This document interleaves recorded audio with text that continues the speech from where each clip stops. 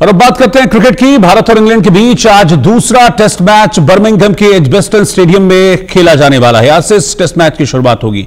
Birmingham में आज तक कोई भी टेस्ट मैच भारत नहीं जीत पाया है। हालांकि इस मैच के शुरू होने से पहले ही भारत के लिए एक मुसीबत वाली खबर सामने आ रही है कि बुमराह खेलेंगे या नहीं इस टेस्ट मैच में, इस पर अभी तक सस्पेंस बरकरार है। 5 टेस्ट मैचों की सीरीज इस वक्त चल रही है भारत और इंग्लैंड के बीच, जिसमें अभी भारत 0-1 से पीछे है।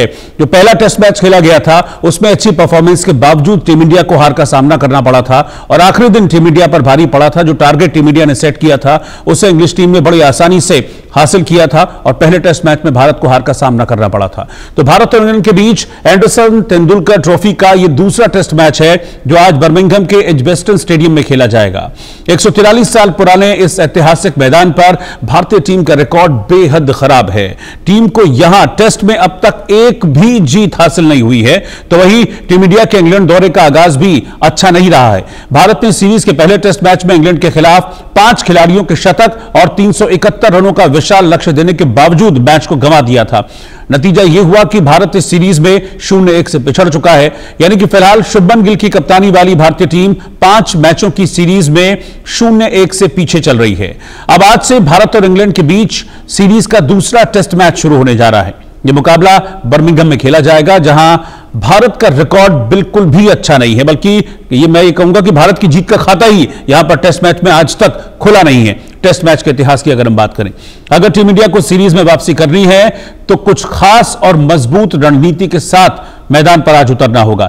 भारत इंग्लैंड दूसरा टेस्ट मैच दोपहर 3:30 बजे शुरू होगा। टीम इंडिया को सीरीज में बराबरी पर आने के लिए यह दूसरा टेस्ट मैच जीतना ही होगा। हालांकि आंकड़े की अगर मैं बात करूं तो आंकड़े टीम इंडिया के अगेंस्ट जा रहे हैं, क्योंकि एजबेस्टन में आज तक टीम इंडिया का खाता नहीं खुला है। कोई भी टेस्ट मैच टीम इंडिया ने नहीं जीता है। दौरे का आगाज बहुत खराब रहा है।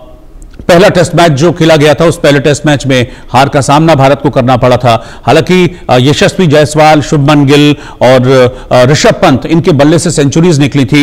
इसके अलावा केएल राहुल के बल्ले से भी सेंचुरीज निकली थी। 2 सेंचुरी तो अकेले ऋषभ पंत ने बनाई थी दोनों इनिंग्स में। इसके अलावा एक सेंचुरी कप्तान शुभमन गिल, केएल राहुल और यशस्वी जायसवाल के बल्ले से निकली थी। 5 सेंचुरीज जमाने के बावजूद भी भारत इस मैच को हार गया था।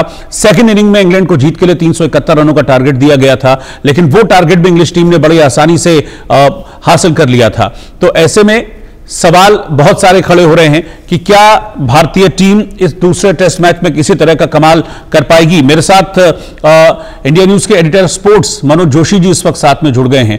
मनोज जी, मुश्किल डगर है मुझे लगता है, क्योंकि जब आगाज आपका खराब हो तो थोड़ा सा चीजें थोड़ा सा मुश्किल हो जाती हैं। इस सेकंड टेस्ट मैच में सब कुछ मुझे टीम इंडिया के अगेंस्ट दिख रहा है, एक्सेप्ट एक चीज कि हां हमारे बल्लेबाज फॉर्म में हैं।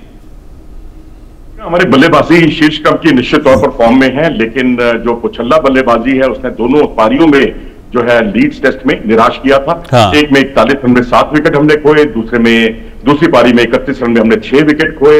इसी बात को ध्यान में रखते हुए टीम का जो गठन किया जाना है इस बार दूसरे टेस्ट मैच के लिए, वो एक ज्यादा बड़ी टेंशन है टीम के लिए, और इसीलिए भारतीय टीम इस बार 2 स्पिनर्स के साथ उतरने के लिए सोच रही है।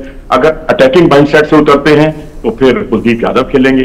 अगर आप डिफेंसिव माइंडसेट से खेलेंगे और मौके की नजाकत के हिसाब से खेलेंगे तो वाशिंगटन सुंदर खेलेंगे। तो उस स्थिति में 2 स्पिनर आपके पास हो जाएंगे। तो अब वाशिंगटन सुंदर पर जब आपने भरोसा किया है तब वो कसौटी पर बड़े खरे उतरे हैं। कुलदीप यादव पर उनको तरजीह दी गई थी न्यूजीलैंड के खिलाफ। पुणे टेस्ट में तो वहां उन्होंने 11 विकेट चटकाए थे। आप रविचंद्रन अश्विन और जडेजा पर उन्हें तरजीह दी गई। पर्थ टेस्ट में वहां पर भी उन्होंने एक शानदार ऑलराउंड खेल का प्रदर्शन किया था।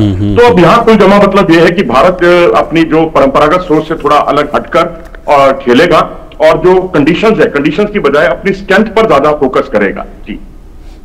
लेकिन मुझे लगता है कि गेंदबाजी डिपार्टमेंट ने बहुत निराश किया था, क्योंकि बल्लेबाजों ने तो अपना काम किया था और ऐसा नहीं, दोनों इनिंग्स में हमने ठीक ठाक स्कोर खड़ा किया था।